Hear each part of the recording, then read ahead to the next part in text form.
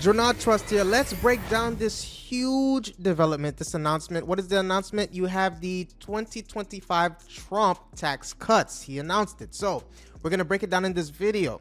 Okay. But before I do, hit that subscribe button and the like button for the algorithm so that, because you guys love me, right? Come on. So President Trump has announced his tax priorities for 2025, which includes significant tax cuts and changes to the current tax system. So the proposed changes would extend and expand upon the 2017 Tax Cuts and Jobs Acts, right? You have the also known as the TCJA.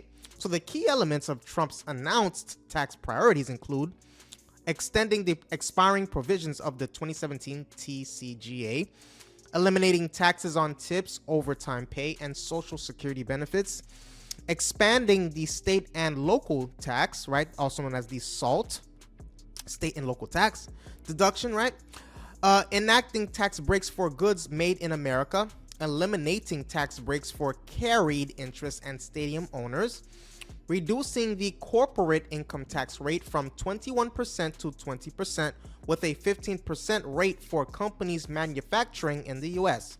So the proposed tax cuts are estimated to reduce revenue by $5 trillion to $11 trillion over 10 years, potentially increasing the debt to GDP ratio to between 132% and 149% by 2035. So these cuts would represent one of the largest tax reductions in US history.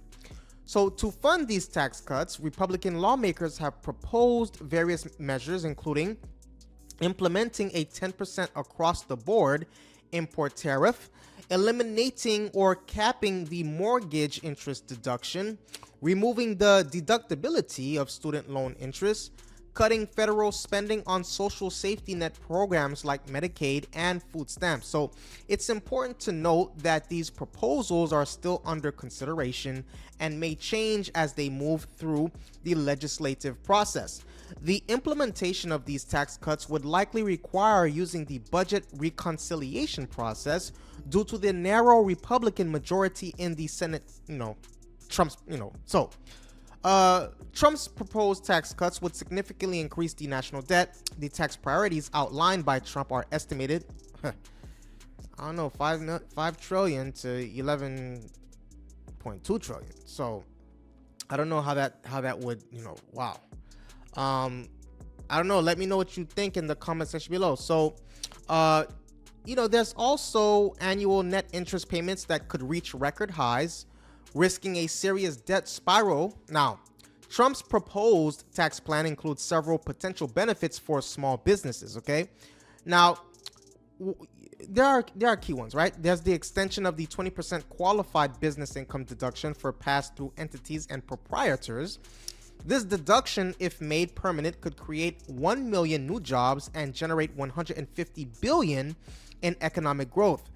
There's also lowering the corporate income tax rate from 21% to 20%, with a potential 15% rate for businesses manufacturing in the US.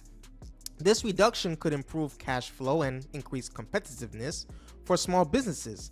Expansion of the child tax credit to a $5,000 universal credit, which could benefit small business owners with families. There's the continuation of lower marginal tax rates and a higher standard deduction, potentially reducing the overall tax burden for small businesses or business owners, right?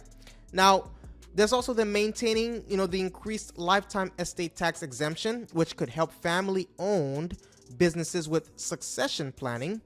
Next is the easing of regulatory barriers across sectors like energy, finance, and manufacturing, which could lead to reduced operating costs and easier expansion for small businesses in heavily regulated industries. There's the potential reinstatement of the domestic production activities deduction, the DPAD, at 28.5%, which could benefit small businesses involved in manufacturing or production. Now, the elimination of the carried interest tax deduction loophole, as proposed by President Trump and supported by several lawmakers, would, work as follows. You have the current system, right? Investment fund managers pay a lower tax rate, 20% plus 3.8% net investment income tax on their share of profits, known as carried interest. compared to the ordinary income tax rate of up to 37%. You have the proposed change. The Carried Interest Fairness Act, introduced by Senator Tammy Baldwin and others, would require carried interest income to be taxed at ordinary wage rates. Impact is next, right? This change would effectively double the tax rate for many investment managers from 23.8% to up to 40.8%.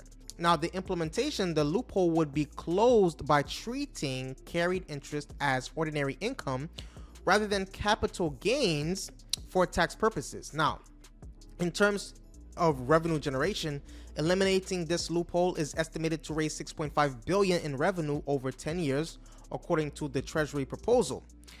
The bipartisan support, the proposal has garnered support from both Republicans and Democrats, with President Trump aligning with long-standing Democratic efforts to close the loophole.